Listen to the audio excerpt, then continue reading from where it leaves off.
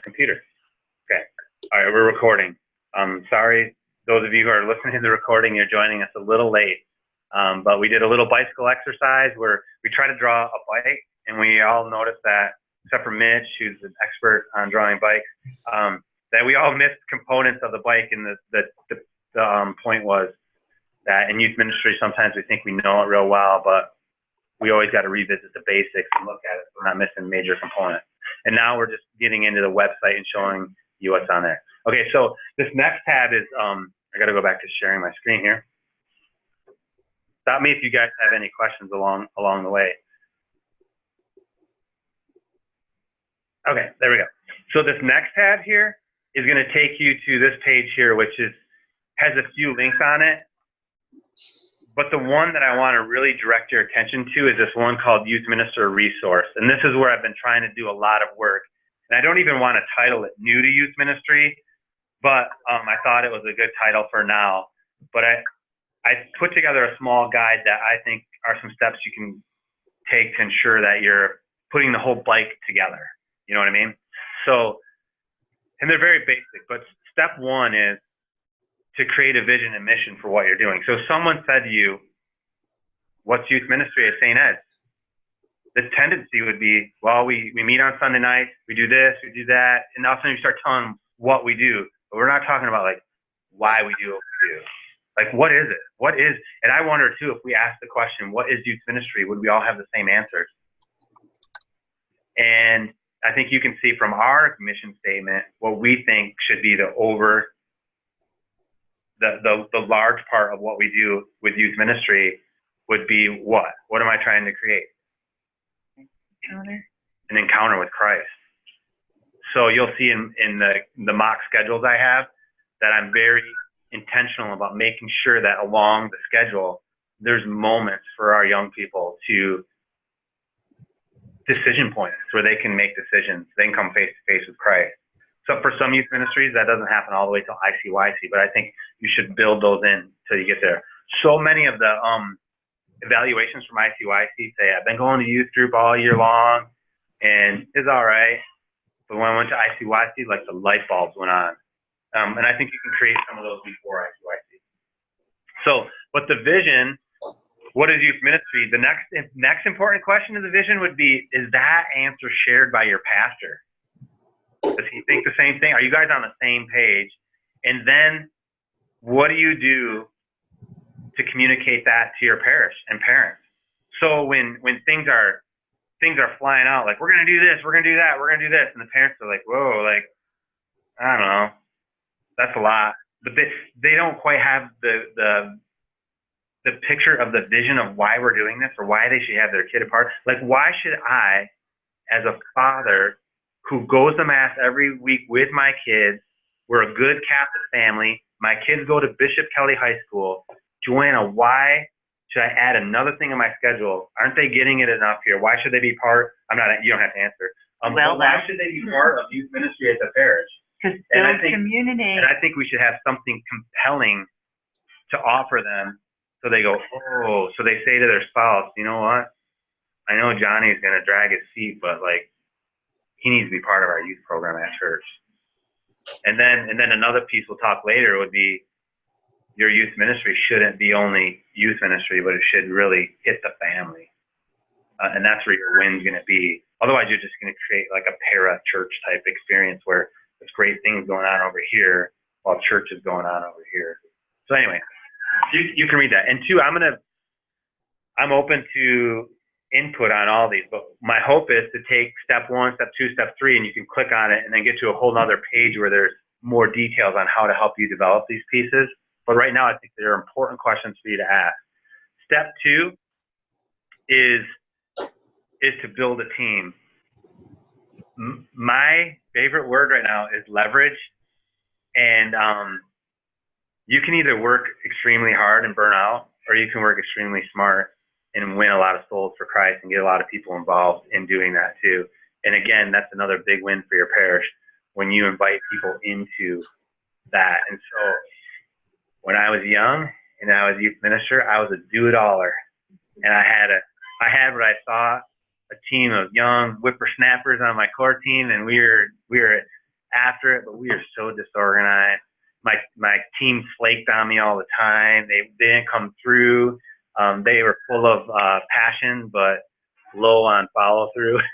And one day, one of my teams who had graduated from our program went to a different city, was part of another life team program, came back and said, you know what? I was part of this life team program. They have a pretty big core team, and a lot of it's parents, like adults, and it's like solid. And I was like, really? And I ventured the first time to approach some more responsible and mature folks within the parish, and I found massive benefits to it. These folks were around my parish all the time. The teens saw them at Mass. A lot of them had kids in the program, so that meant they were also involved at school, but football games, basketball games. My core team was naturally there.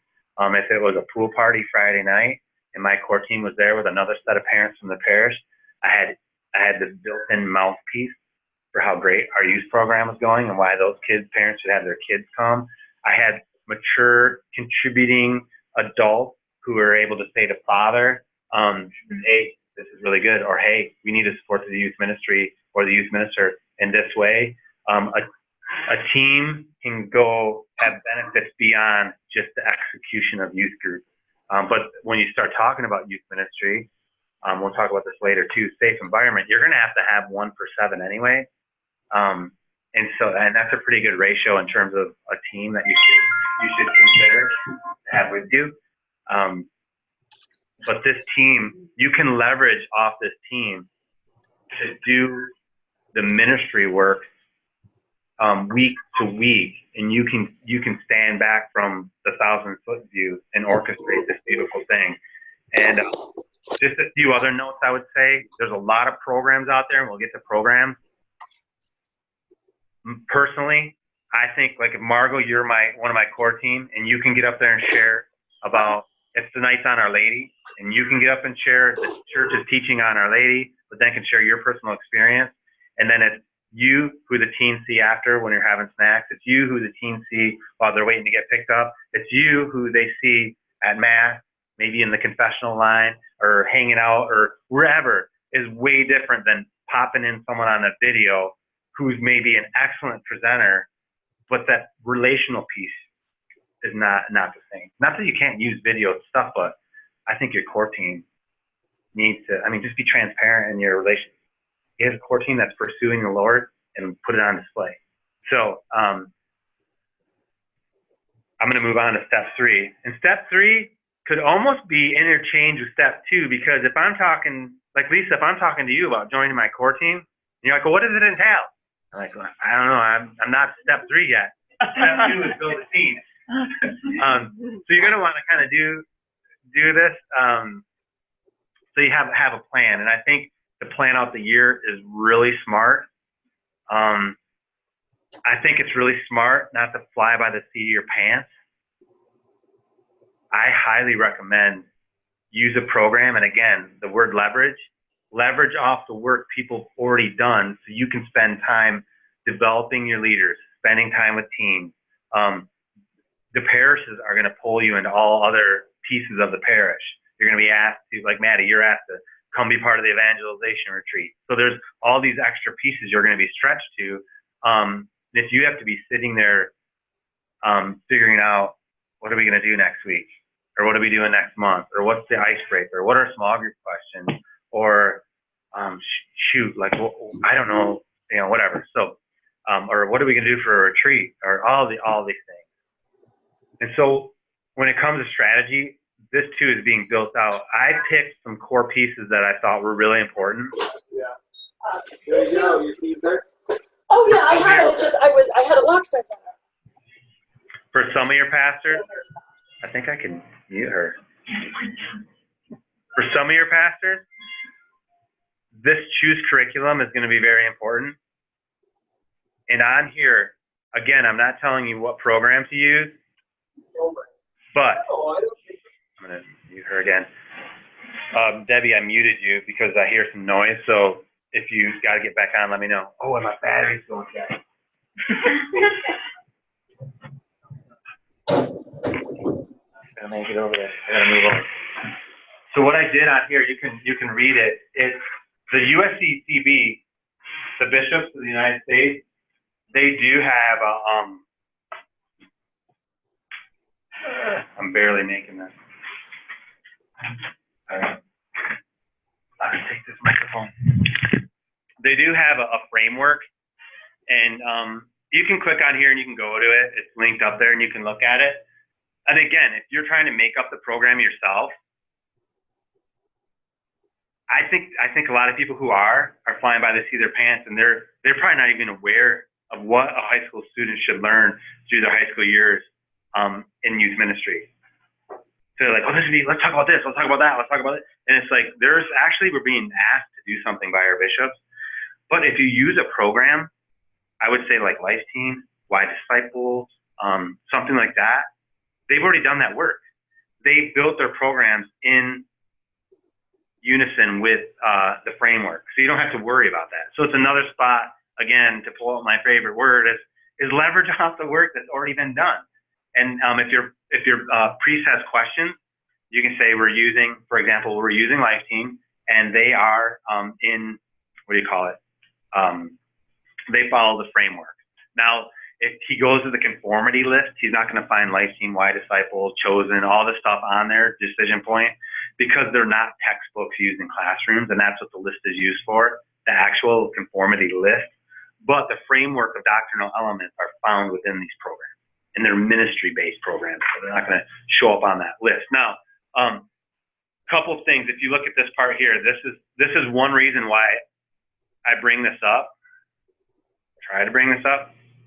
Is a lot of programs are confirmation heavy based, and so I'm hoping to expand the mindset of a parish to see, like, if we're only doing confirmation, we're doing a massive disservice to our youth, and we're just giving them a little bit, or in that little bit of time we have them for confirmation, we're trying to cram everything in. And I think it's good to remember we have a lifetime to teach people the faith. The most important part is they encounter Jesus Christ. And we begin to teach them and try to hit all this stuff. But like ask your parish, what's your plan to teach the framework of faith for adults? Where are we with that plan? And I don't think they'll have much of an answer. But with you, there's high expectations with youth ministers. You guys are like under the gun. So, but we have a lot of resources now. If you're doing junior high ministry, there's a little note down here that says a framework for junior high middle school from the USCCB may be coming in the next few years.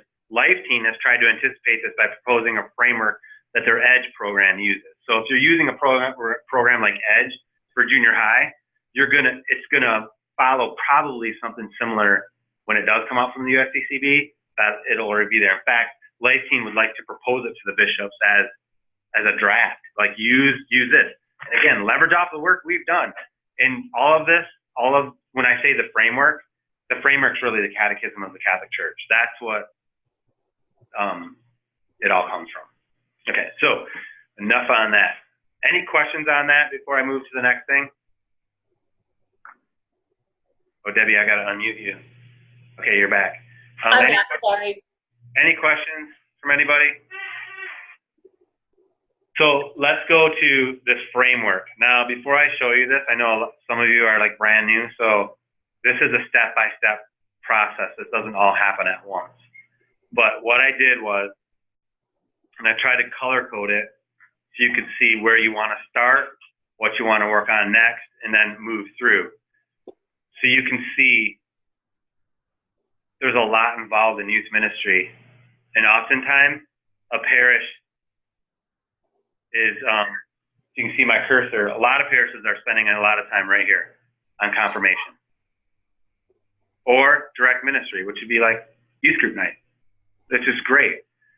But I want to encourage you to look beyond that, like the transformational experiences. Because what's our goal?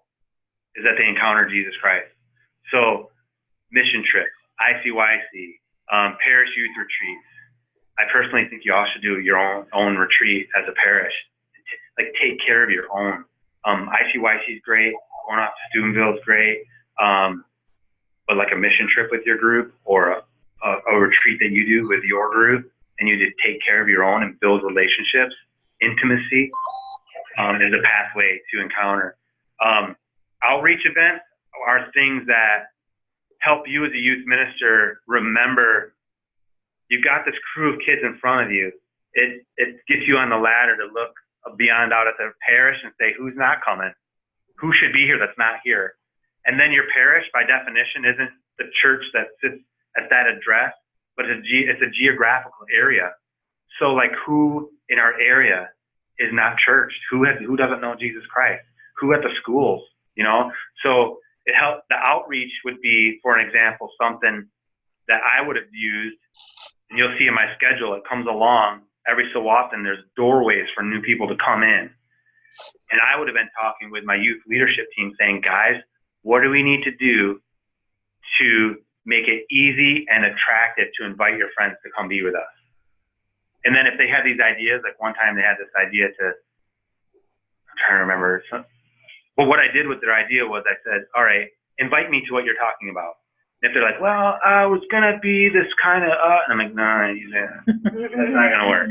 It's got to be like, our youth minister bought 20 couches, and we're all going to get there on Sunday night. We're breaking into teams, and we all got to take our couch, and we're going to run through the downtown of Grand Haven, Michigan, and it's a photo scavenger hunt. We got to have our couch. I need a team of like 7 other friends who can help carry this couch. Do you want to come?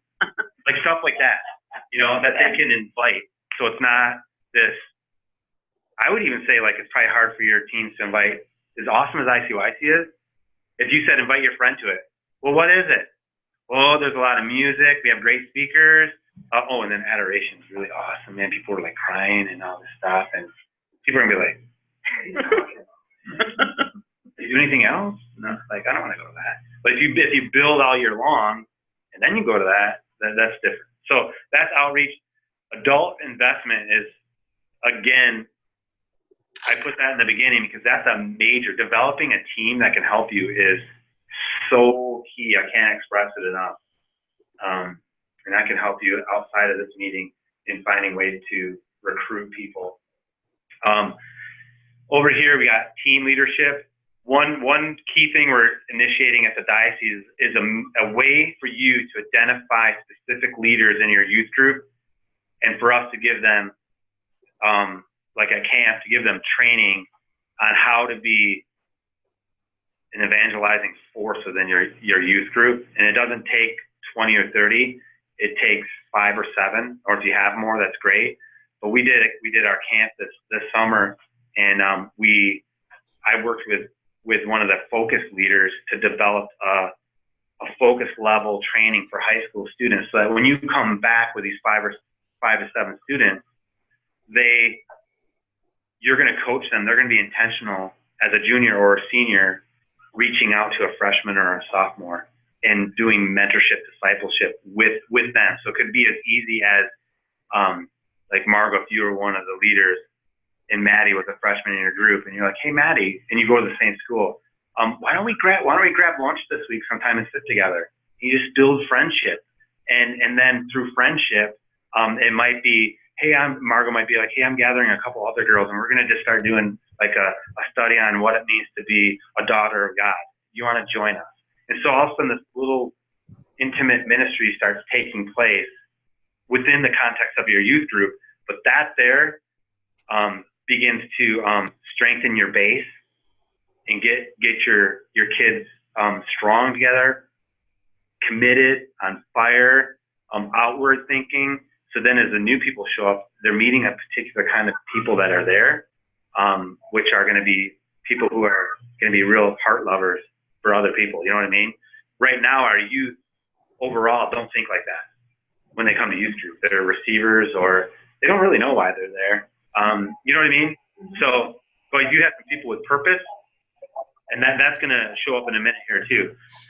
The presence piece here is just asking yourself, how can I be present as a representative of the parish, where our youth are, where our families are, and where are they?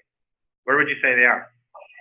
Where could you run into families and youth outside of church? Especially in a small town, you could really easily. But like, where else could you intentionally pick a place to go and know they're probably going to be there? Ball game. I knew you were going to say high school football game.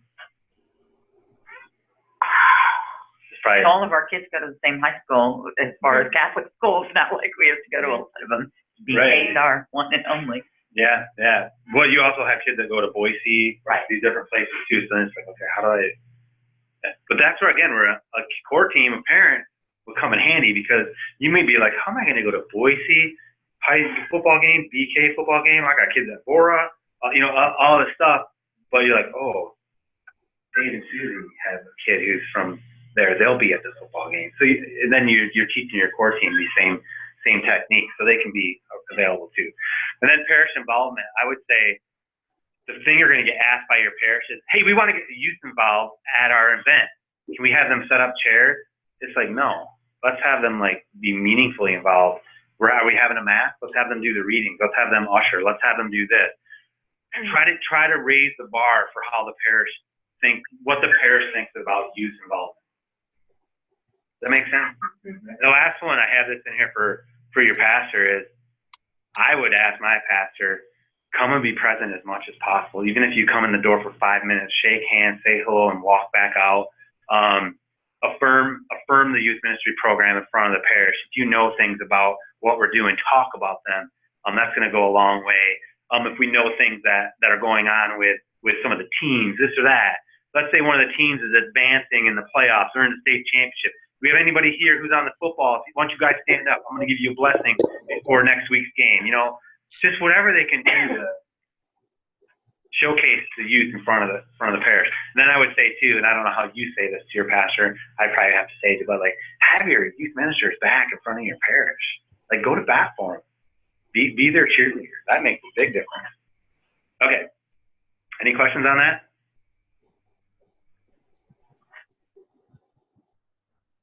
Okay, now ministry flow is real simple. This probably follows the discipleship model of the Catholic Church or something like RCIA. It begins with evangelization. We want to lead people to an encounter with Christ. We want to introduce them to a community of followers of Christ. And then we want to engage them in formation and catechesis. For you all, this is going to be going on at the same time. But if you could just remember these components. Then a key part is, so you got this crew of kids coming. How are you going to mission them to be part of the purpose of youth group? That's going to be outreach to evangelize new students, to have them encounter Christ, and the circle should keep on turning.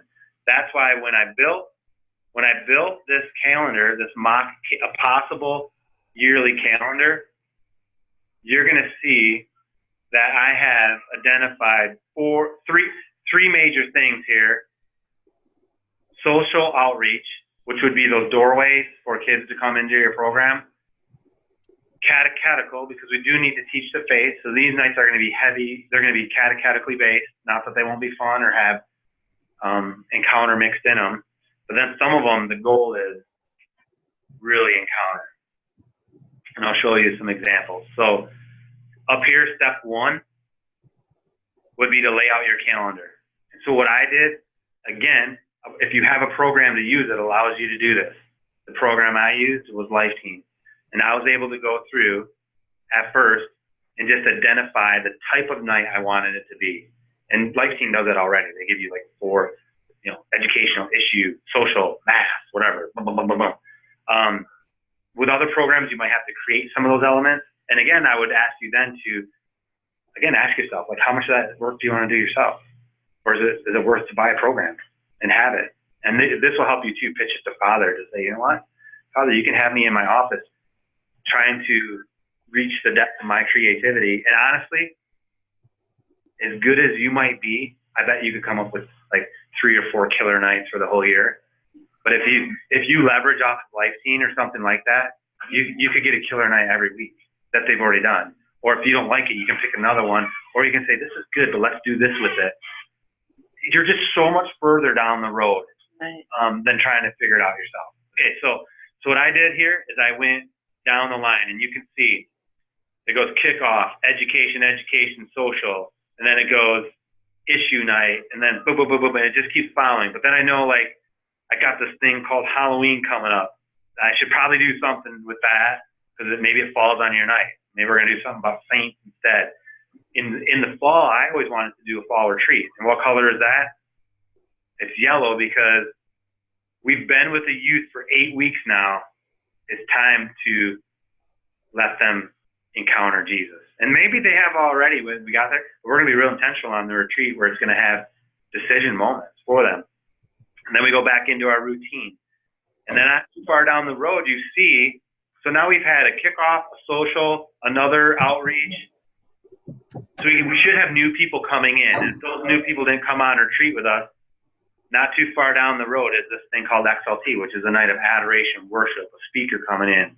Again, another time for encounter. And then we're back in the mode here, flying through. In December, we know we got to do something about Christmas.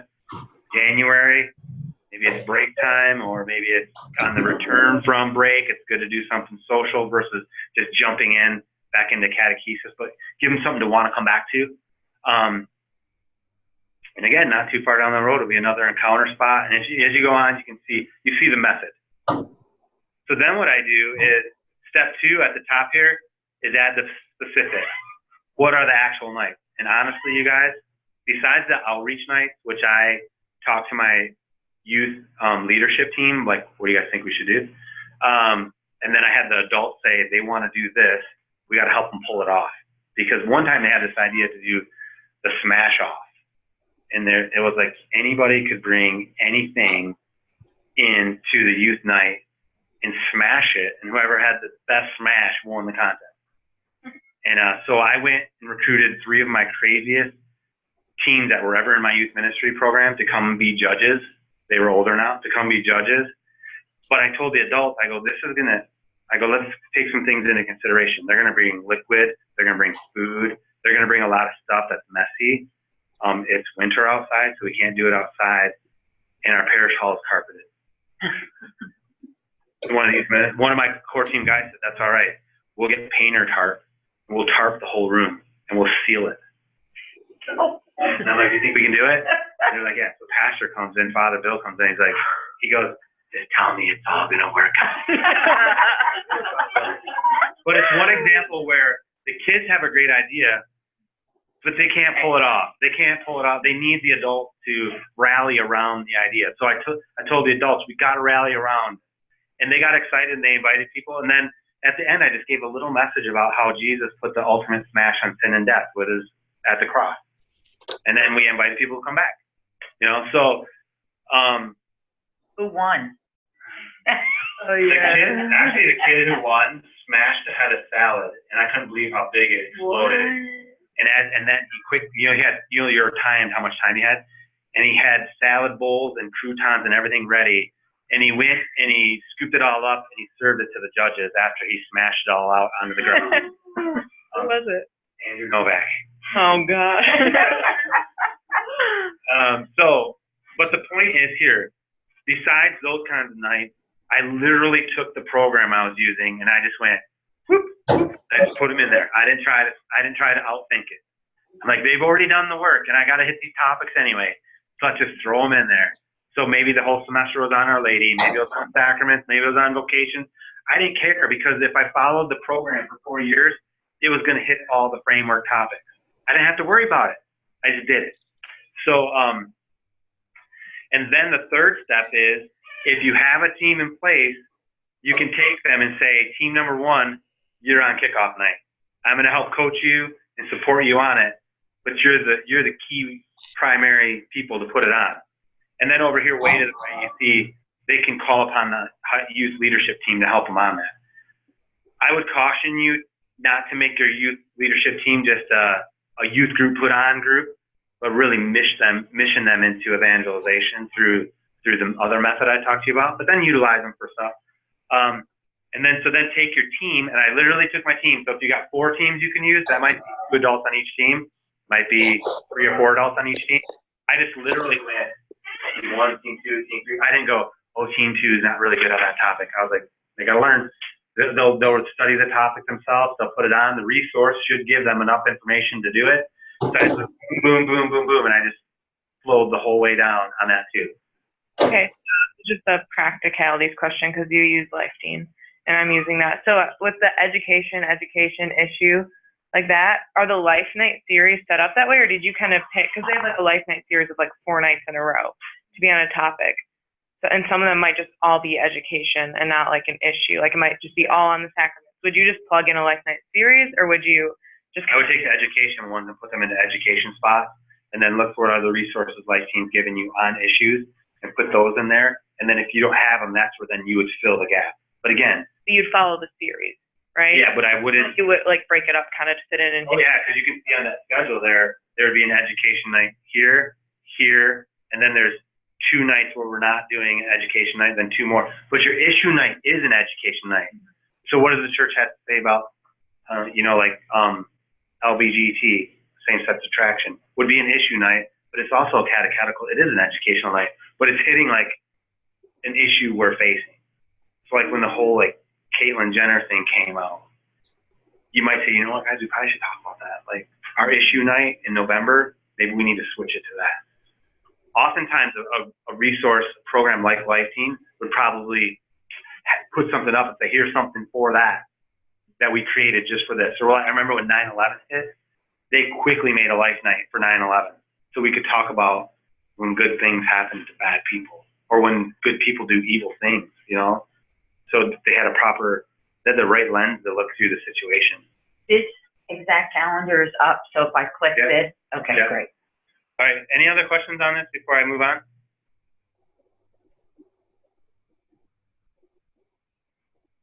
Okay, another thing I did here was, and this is really to help you.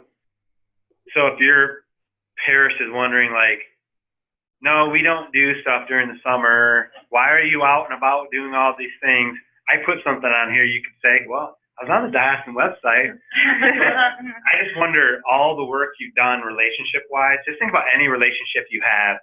What relationships do you take a break from?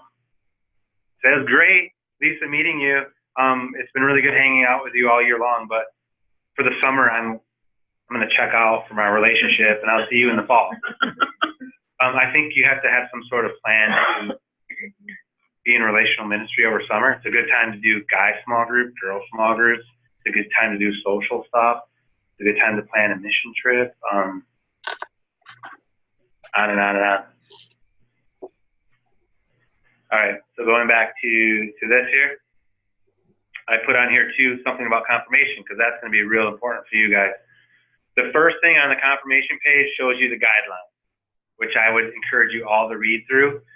Tish Thornton, who is our liturgy person for the diocese, when it comes time for confirmation, the information for that liturgy and all that stuff is going to come from Tish. So if you're hosting it, like you host, I don't know if you host or not, or if you go somewhere. I don't know. You host, you will go to the cathedral. Mitch, I think you host. Debbie, do you guys host or do you go somewhere? No, we have our own. Okay. So Tish is a great person to talk to if you're trying to figure all that out. Tish and I are also going to make a video to help make that whole experience better for your families, for your youth, so that Mass can be real vibrant and alive in this moment of receiving the Holy Spirit. But we have this lady cantering who can't keep key, and it's really the music's bad and all this stuff, and like really to put it up. You got the bishop coming, like you want to like it's time to like shine, you know. So we'll be doing something to help that. But they're up here in English and Spanish, and then in this black little box, I put one question that continues to resurface is what can we do to keep our teens involved after confirmation? We have 3 things for you to consider. Number 1 is, again, choosing a program for confirmation instead of just flying by the seat of your pants. These are 3 that I think work well. Life Team's 1-8 program is really good. Chosen and Decision Point are really good. Decision Point's free. Chosen is a video-based series that you have to buy. And again, Chosen and Decision Point are videos. In this context, if you got this youth ministry program going on and confirmation is a component of that, that's a different area where I may use the video. But the idea would be to have a confirmation team that is like a mini resemblance of your youth ministry team. Don't let confirmation swallow youth ministry. Have youth ministry and let confirmation be a component of that. So you could even say, here's what we encourage for our those preparing for confirmation. You're part of our community in our youth group. And in November, we are going to start our confirmation program, which will happen every month in the afternoon before youth group, once a month leading up to confirmation. You could do something like that. It doesn't have to be like, for the next 2 years, you need to be involved every week in our confirmation program. And then you try to start a youth ministry with that. It's going to get a little crazy. And if you have questions about your current setup and how you might figure that out, let me know. And you may have to take some slow steps in one area or the other to get there versus trying to go full speed ahead in all areas, and it'd be really rough. So anyway, 2 other things I put on here. Alpha is not a confirmation program. It's not even a Catholic program. It is a very basic program that scores A+ in presentation and presentation of the charisma, the gospel, the basic, who is Jesus and why would I want to follow him? And what difference would that make in my life? It's an extremely successful program. The reason I put this on here is because I think we take kids who are not evangelized and dump them into confirmation and they don't even know our Lord yet. And this here is a slow walk to an introduction of Christ where you're okay with, it gives us a really safe space for kids to really talk about what they want to talk about and what it relates to our faith. Because many of them, you guys are going to start with confirmation and just start full speed ahead on catechesis. And a lot of them are going to be having questions like this. Well, what is it? Why is the church so anti-gay? Or why doesn't the church respect women? Or all these different things that are just there for them. But Alpha could create a space where you're okay with having those conversations and letting them be on the table.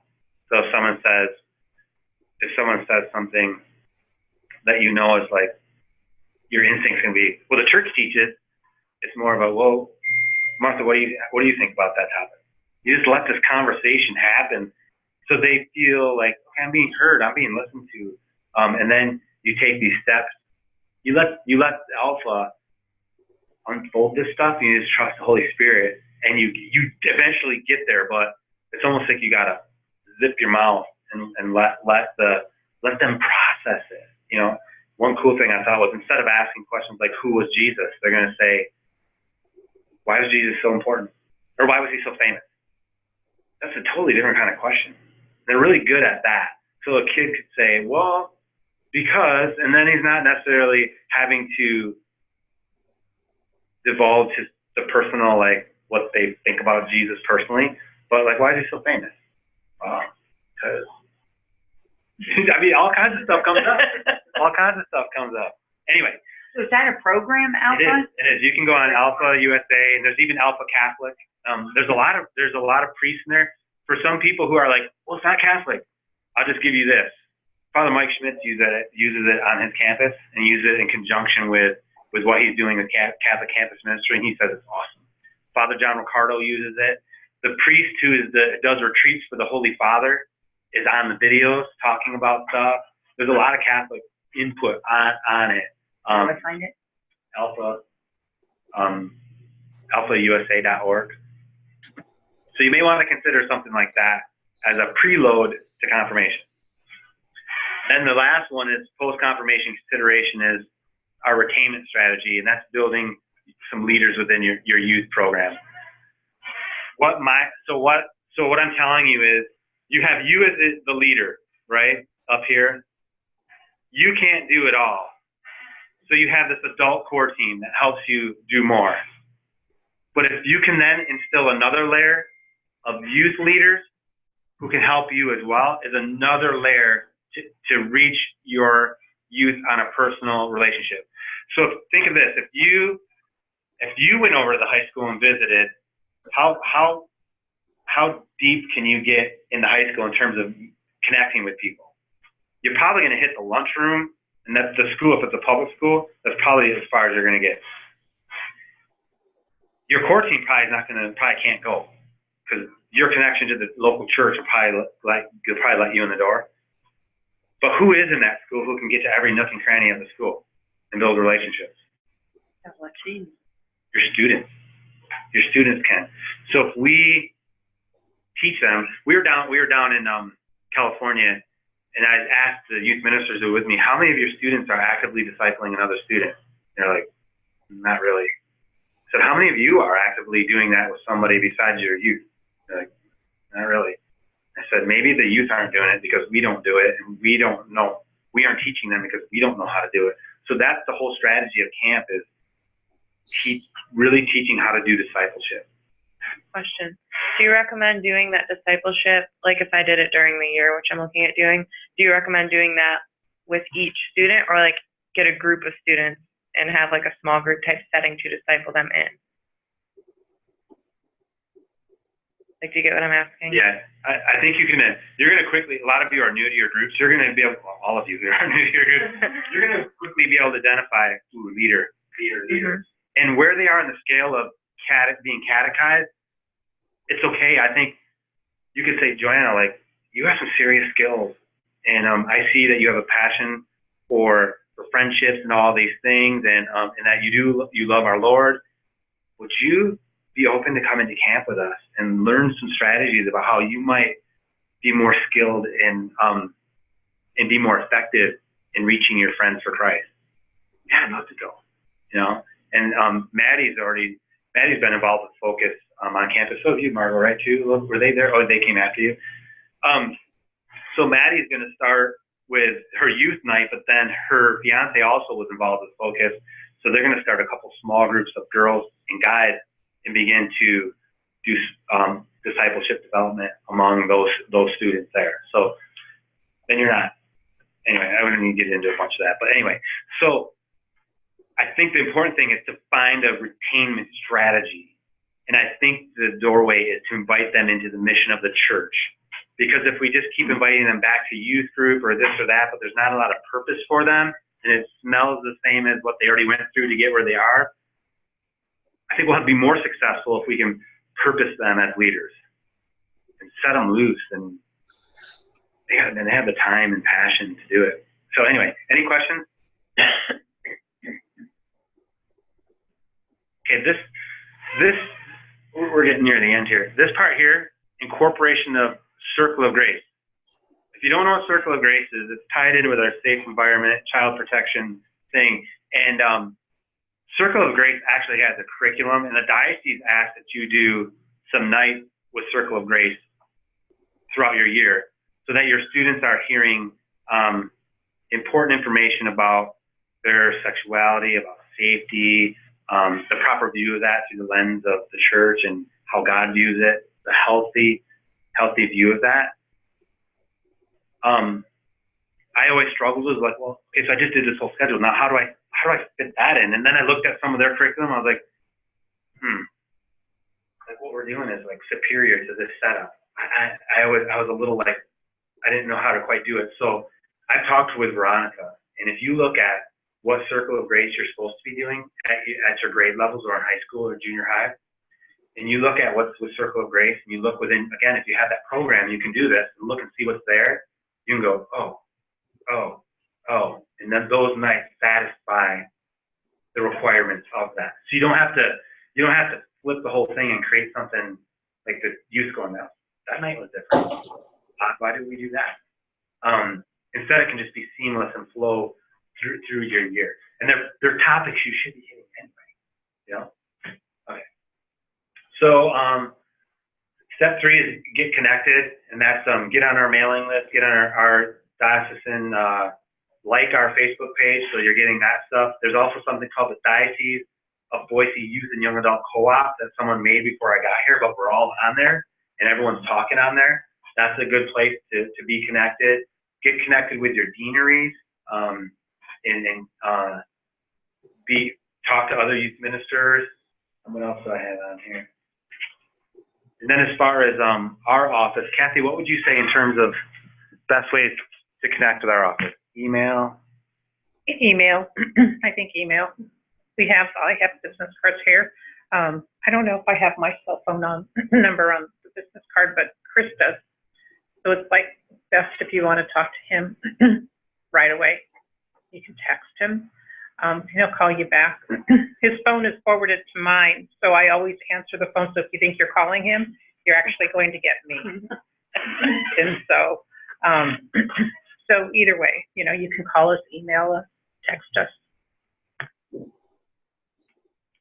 All right, so something else that's going to come up on here will be a title called Creating a Dynamic Youth Night. And that's where those youth ministers are contributing to that, to help that. So if you're using something right now that doesn't give you everything, like Maddie and I were looking at the youth nights coming up for her, and her resource that she's using, it's all there. You don't have to come up with it. So like the night was on, I forget what the night was on. It wasn't called Living Dangerously, whatever it was, but like it started with a would you rather game. Would you rather be, you know, Wolverine or Cyclops? You know, and it gets the kids talking, and then it went on to this spot where they had to do this guess the superhero movie theme, and so it'd play, and then they had to guess it. And so some of them you might look at like, that's all right. So that's all right will work, and you don't have to spend any time to figure it out. Although eliminate that out, and if I said to all of you, hey, come up with an icebreaker for our night on the descent of the Holy Spirit. How much time are you going to spend doing that? A lot. It might be all afternoon searching through stuff, through the internet, or if you have a resource that it's all there, you can just go, oh, there. Or you can give it to your team and say, here it is, look it through, let me know what you guys think. They may come back and say, we like the game, but we want to change it. We have this idea. Perfect. Do it. Yeah, that's great. It can happen so much faster. Okay. Let's see. I put some reading materials up here. These two are written by Christopher Wesley. He's actually coming to the Catholic Education Conference. He'll be the presenter in the youth ministry area. And Mark Hart will be our keynote speaker. So that's going to be really good. And then just as we did the bicycle exercise with all of this, I say go back through the steps all the time and revisit them and make sure you're not missing the pedals on your bike. Another good thing to do is read stuff about who your kids are, the generation, because how I process things or what catches my attention or your attention may be different than the other. In this room, we have a variety of generations presented, but there's a new generation on coming up that none of us are part of. And how do they process? What makes them tick? What's going to work? Why will some things we were doing not be so, to them just be like, whatever. We're also like, like in my day and age, if you could create a sweet poster, everyone, put this out everywhere, build excitement. People came. Not in the millennial generation. It's like, that's nice, but who's going? Are you there? It's different. So what attracts this next generation? Okay. Let me see. On my notes here, I think it's important to just go through a couple more things, and we need to end in about 5 minutes. Parish dynamics are probably one of the things that you're all going to be. Some of you've done this before, but coming inside the walls of the parish can be kind of like, ooh, like I thought we were church. Like, this is crazy in here. I would say out of that, communication is going to be the most important thing for you. And there's probably one person at your parish that will need more communication than you think, and that's whoever sits at the front desk, who's the receptionist, whatever his or her name is, who receives everybody. Is Margot there? No, she's not here right now. Do you know when she'll be back? No, I don't know. Do you know what her schedule is for the week? No, but she's usually around here. All of a sudden, that person who sits there, they watch Margot go in and out and in and out, and they have to sit at this desk all day long. They're gonna be like, "What's up with this girl? She's never here. She's never in her office." And then all of a sudden, it's like, she's never here. She's never in her office equals she doesn't work. And then you're like going, what do you mean how it works? I was at the school, I was at meeting kids at the coffee shop, I was over here, da, da, da, da. And it's like, so I always recommend an easy thing to do would be to, here's my tentative schedule for the week. Send it to whoever you think needs to have it. Whether you want, and I would say balance the details, how much you think they need to know about what you're really doing, because you don't necessarily need their critique on everything you're doing. But as long as they know she's not here this morning, she's over at the school, but she'll be here in the afternoon. No, she's not here this afternoon because she's back tonight for confirmation. You know what I mean? So they have this there, and I would say even share that with father too. And he may say, I don't need that. But there's people in your parish who need it. Another key area to communicate is, I can't express how important it'd be to over communicate to your parents. The pathway to getting your kids to youth group is more likely through the parents than your savvy social media stuff you do with the kids. Because mom and dad are the biggest influencers on their life, and they're going to be another leverage spot for you to have kids involved in your program. So that means you also need to be building relationships with parents, equally or more so than with the kids. If you gain the trust of mom and dad, they can help do the work to get their kid there. They can do stuff you can't do. I remember Josh driving out the door, speeding up the car so that he wouldn't jump out on the way to youth group. There's just, I mean, or even this year, as much as my kids are into church, it was sometimes I had to say, no, I don't care, you're going. I don't care if you have homework. You can do it when you get back. You're not going to be doing anything anyway except for sitting around watching football. So just go and bring your brother, you know? Yeah, parents are a big leverager. ICYC, real quick. ICYC, if you have not brought a group yourself, this is the manual for it. You can see this thing. This thing is a beast, and there's a lot of work here. And as soon as this thing lands on your desk from the diocese, get to work on it right away.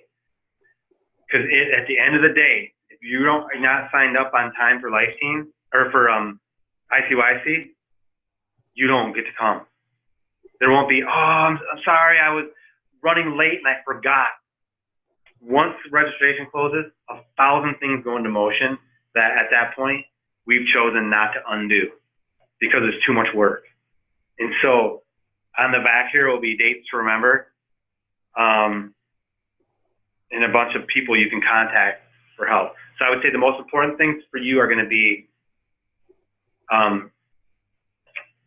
the registration timeline, chaperones, and chaperones that are qualified through safe environment and background checks, because that'll be another biggie. And you don't want that. You don't want to get to the point where Veronica would ever have to say to you, you know what, Maddie, I'm sorry, but you were not organized enough, and we can't let your group come because you don't have adequate chaperones. And then you don't come. But I'll pass this around just so you can see a little bit of what's involved with that. About when does that come out? That comes out at the end of October. Okay. Yeah. And I would say at that point too, you start recruiting teams to go. What was that? Can you say that again? End of October. I would have the mindset of there's always another team we can get. There's probably 10 more you can get. There's probably 20 more you can get. Don't ever settle. Like, go after it, because this event is majorly powerful. It's worth every effort to get every kid there. Can I just? Yeah, go ahead. I come from a huge diocese, and I was very involved in our AYC. They kicked Houston's butt. I was in awe of what and how the skit. I have Holy Spirit bumps, amazing, and I brought 120 kids to ours in Texas. I have to tell you, I was floored, and I even told my Texas friends that it was amazing. I cannot say, and I broke my foot at it, but it was bring your kids and start talking about it now, but make it an invitation. Like, it's worth it. Yeah. Yeah. Praise be to God.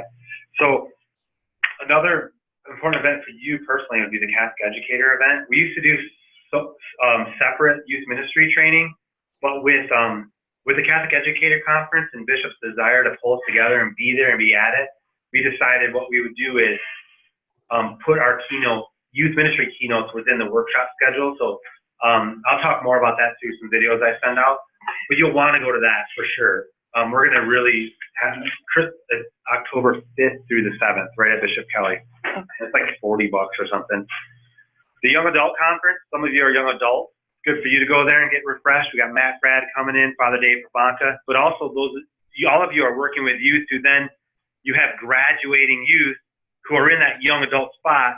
You've done all that work. So you do young adult ministry too. It's a great place to pull in another trusted spot for Encounter, and it's going to be a high level event at Jump. It's top notch. It's worth getting anybody to that. The other events that the diocese leads that we're a part of would be the junior high rallies. Right now there's one in Boise, there's one in Blackfoot, and there's one in Coeur d'Alene. And then the high school leadership camp is the one I talked to you about. We don't do a high school camp just for everybody to come. It's for the leaders, and you'll see more about that. And you'll have an opportunity to participate as a leader yourself if you're coming. It's a real hands-on training type thing. And then also is the junior high camp, and that's a free-for-all, like get as many kids as you want. That's a real evangelization event for young people. Okay, safe environment. If you read the guidelines on social media stuff, you may seem like you can't use it, but get creative and use it. Just one thing I would say is you want to be transparent and you don't want to be using your personal stuff to befriend teens. Avoid that. You can create Facebook pages for your youth ministry. Can you text the kids? If you're texting's a little bit tricky. You're gonna want to find a way to be transparent with the texting. At least right now. Yeah. So we can talk more about that later. I need to talk to them about how we're gonna deal with that in the future. But there are texting apps where you can do group texting and get that out to everybody, or include somebody in it that's like if I was at the parish and Lisa was on staff with me, that she's getting messages that I'm sending to the kids, so someone else is seeing it. So it's not just like I'm just texting away with kids. That's gonna be a hard one for you guys until we figure that one out. One of the ways that I have been trying to handle that is including the parents in those text messages. So if mom or dad has a phone, cell phone, they get the messages same. And we do have a Facebook page that mom and dad can look at. It's open, it's public, and I tell the kids. So one thing else I did, you guys, was I created a group for parents. Okay. So it was like St. Pat's Life Team Parents, and that was their spot to just talk about whatever, and I could always throw stuff up on there. And at that time too, we were anticipating a morphing away from Facebook, but it hasn't totally happened. People are still there. Your youth are still there. As much as people will say, Snapchat's a new thing or this, that, they're still, if you look at statistically, there's still, Facebook is the main spot. All right, guys, that's it for now. I'm open for you to, do you have a question? Debbie? Was that a hand? No? Okay. Oh, do I have to mute it? Oh, There, try that. Did you have a question? no, I was getting something out of my eye. Okay. Kathy and I are available to be called at any time and ask any question. I mean, down to, I'm thinking this, what do you think? Or the previous person did this, I'm thinking about this. If you just need to bounce off, call me. I'll talk with you through it and tell you what I think. You can do what you think, or if you need fathers thinking this, but I'm thinking this, like, help me, and I can help in any way. So some of your priests will be easier to help than others. We got to close this off because we're going to go upstairs for Mass with the bishop, and then anybody who's present here, if you're available to go to lunch with us after, we're going to take and splurge and buy you lunch. And we're going to go to Willow Creek around this way. Lastly, Oh, sure. I might have driven into town had I known there was lunch available. Thank you. So the last thing I have is, oftentimes in ministry, it's a massive output and sometimes a small trickle input of our own spiritual life. And this here, Our Lady, is tested and proven to be the best intercessor ever. She is the Queen of Saints. She's the Queen of the whole church. Our Lord has bestowed a lot of favor on her and given her quite a task with us as our mother. I read the beginning of this book and it said doing this devotion would change your life. And I was like, okay, all right. I did it, and it literally changed my life. And everyone's life I know that has done this all the way through, it's made a massive difference to invite in this way the Blessed Virgin Mary into your life and to help you. And I would ask you all to consecrate your ministries to her, consecrate yourself to her, everything you do, because she will help do the heavy lifting so you don't have to do it. And if this book will meditate on 3 saints' devotion to Our Lady, John Paul II, Maximilian Kolbe, and Mother Teresa and St. Louis de Montfort. And it will talk to you about how to embrace that in your own life and why it was so key for those saints to do it. And I believe it will change your life. So this is my gift to you. And Mitch and Debbie, we can send one to you. You have one already? I do, yeah. Yeah, I have that as well. Okay, I encourage you to do it again. I've done it like 3 or 4 times, and I interchange it with the other one called 33 Days to Merciful Love, and it just keeps taking me in more. So these are for you guys. Thanks for coming. And I'll see you guys later. We got to get ready for Mass. If you have any questions, call me up, okay? Okay. Or any feedback. I want feedback too. We'll send a follow-up email. Thank you, Chris. Yeah, thank you. God bless you guys. You too.